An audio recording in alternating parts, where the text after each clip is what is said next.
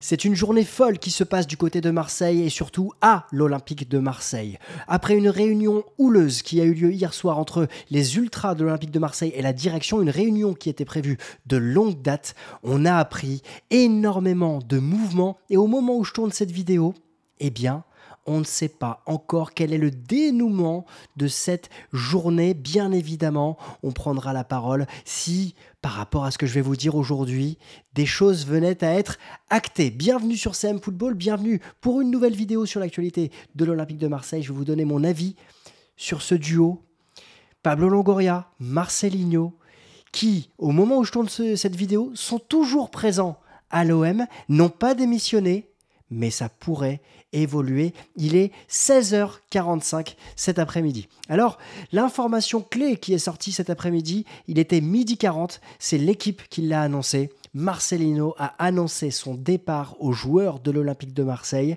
C'était espéré pour beaucoup, c'était une surprise pour d'autres, pour moi en tout cas, parce que je m'attendais à ce qu'il puisse essayer de pouvoir continuer à l'OM compte tenu du fait que il est invaincu en championnat, même si j'avais été assez dur dans le débrief de dimanche en disant que ça puait autour de lui parce qu'il fallait qu'il fasse changer des choses. On apprenait ça à 12h40 et cet après-midi, le Phocéen qui relayait RMC Sport annonçait que Marcelinho a été marqué et choqué par les propos tenus à l'encontre des dirigeants hier lors de la réunion dont je vous parlais en introduction. Il n'a pas accepté que la réunion de lundi prenne des proportions et atteigne un stade de menace et de pression sur les dirigeants. Suite à ça, c'est Eurosport Espagne qui a annoncé que le président de l'Olympique de Marseille, Pablo Longoria, allait démissionner de son poste de président après avoir subi des menaces de mort par les ultras du club. C'est une information qu'a sortie Eurosport et c'est une information qui a été démentie par la suite par le quotidien L'Équipe parce que c'est important de rappeler qu'ici, on relaye ici les informations, on ne prend pas parti, je vous donnerai mon avis après sur la situation. La Minute OM est généralement très très bien informée sur l'Olympique de Marseille, mais a annoncé que Longoria ne songeait bien à partir parce que la décision n'était pas actée avant que Mathieu Grégoire, le journaliste de L'Équipe, annonce qu'aucun participant à la réunion des groupes hier n'évoque de menaces de mort, contexte très tendu verbalement, proximité physique. Et donc, c'est important de le préciser puisque ça a été rappelé cet après-midi, alors que L'Équipe annonçait que Pablo Longoria ne démissionnerait pas. Donc, on pense que le chapitre est clos. L'Équipe annonce également que, selon les différents participants à la réunion, côté supporters et côté direction, il n'y a pas eu de menace de mort. Donc, les informations d'Eurosport sont à exclure par rapport à ce que dit L'Équipe. Mais avant même de tourner cette vidéo, je regardais La Provence qui relayait les informations qu'il avait pu collecter. Alexandre Jacquin, le journaliste de La Provence, qui l'avait pu collecter dans l'entourage de Marcelinho. On nous explique que l'ancien entraîneur de Valence n'a pas présenté sa démission et que cela ne serait pas dans ses intentions, pas plus qu'il n'a évoqué ses hommes pour leur faire part d'une telle nouvelle. Important de préciser. On pensait vers 16h que le chapitre était complètement clos, eh bien c'est Sébastien Denis, rédac-chef de Foot Mercato, qui a remis une pièce dans la machine il y a à peu près un quart d'heure, vers 16h30. Rien n'est encore acté pour l'avenir de Pablo Longoria à l'OM. Des discussions en interne sont toujours en cours avec Franck McCourt et le boss phocéen, partir ou rester. Les deux options sont toujours possibles. Dénouement proche. Waouh!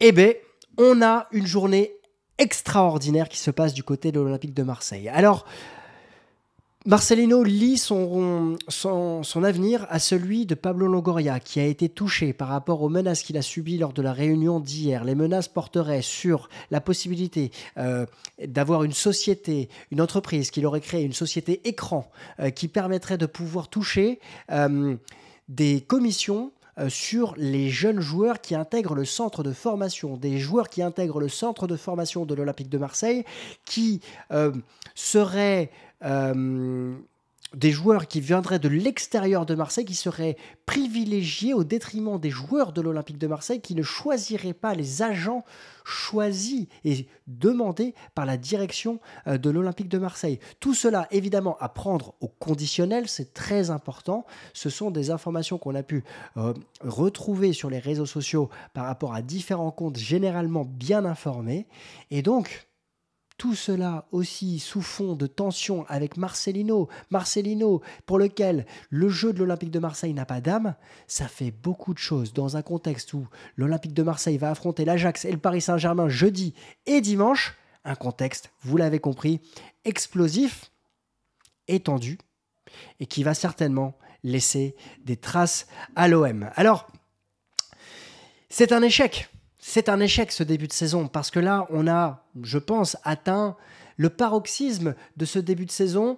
On ne peut pas aller plus haut ou plus bas, ça dépend évidemment de quel côté on se place, mais on ne peut pas aller plus haut dans l'escalade des informations. Alors si, peut-être, si Pablo Longoria venait à partir, mais en tout cas, sportivement, je l'avais annoncé et je l'avais énoncé plutôt lors du débrief de dimanche dernier, s'appuyait autour de Marcelino dans le sens où tout le contexte est morose. On a un entraîneur aujourd'hui qui est déconnecté de ses joueurs et du public, dans le sens où les joueurs ne comprennent pas la tactique qu'il met en place et dans le sens aussi où le public, lui, ne comprend pas ce que Marcelino souhaite faire par rapport à sa tactique et surtout un Marcelino qui estimait qu'à la suite de la rencontre, il avait espéré faire procurer du plaisir aux supporters. Et que, à ses yeux, l'OM avait progressé. On voit quelque chose qui est distendu avec, évidemment, les joueurs, mais aussi les supporters. Et évidemment, ça fait mal. Et puis, c'est une suite logique par rapport au résultat très pauvre, le nul à 11 contre 10 face au FC Nantes. Un nul aussi face au FC Metz, après avoir été mené 2-1, alors que l'OM jouait déjà à 11 contre 10. Et puis, l'échec cuisant du début de saison face au Panathinaikos et cette élimination en Ligue des Champions. La greffe avec Marcelino ne prend pas. Elle ne prend pas avec les joueurs. Est-ce qu'il y aura un électrochoc ? Est-ce que Pablo Longoria va se séparer de Marcelino ? Parce que si Marcelino lie son avenir à Pablo Longoria, est-ce que Pablo Longoria souhaiterait continuer avec Marcelino à l'approche de ce double rendez-vous décisif? Et c'est pas la meilleure manière de préparer ce type de rendez-vous quand on a ce type de problématique en interne à gérer. C'est un échec aussi pour Pablo Longoria. On en avait parlé dans une précédente vidéo à l'issue du mercato, lorsqu'on a fait le bilan. On avait pointé du doigt une instabilité chronique dans les mercatos de Pablo Longoria, qui estimait ne pas réaliser des mercatos pour gagner de l'argent, mais pour gagner des matchs. Force est de constater que son début de saison, s'il n'est pas négatif, est délicat. Est délicat parce que, évidemment, même si l'OM est invaincu, c'est son choix d'avoir imposé Marcelino.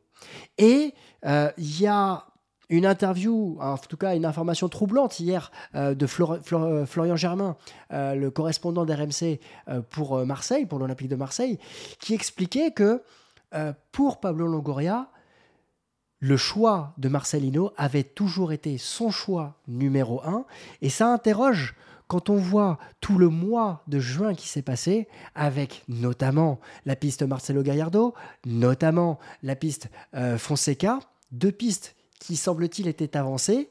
Et quand on apprend que Marcelino a toujours été le choix numéro 1 de Pablo Longoria, on s'interroge sur le timing. S'il avait réellement été le choix de Pablo Longoria, pourquoi n'a-t-il pas signé en début de mercato, vers le 10-15 juin, pour commencer son mercato un peu plus tôt, et la préparation estivale également, parce que cette préparation estivale, elle est fautive dans la non-qualification de l'Olympique de Marseille à la Ligue des Champions. Et évidemment, si on a été dithyrambique ici, et si je l'ai été sur Pablo Longoria, il y a un moment, les échecs, il faut les reconnaître, il faut les dire, et il faut les pointer du doigt. Et le choix Marcelino, c'est le choix de Pablo Longoria.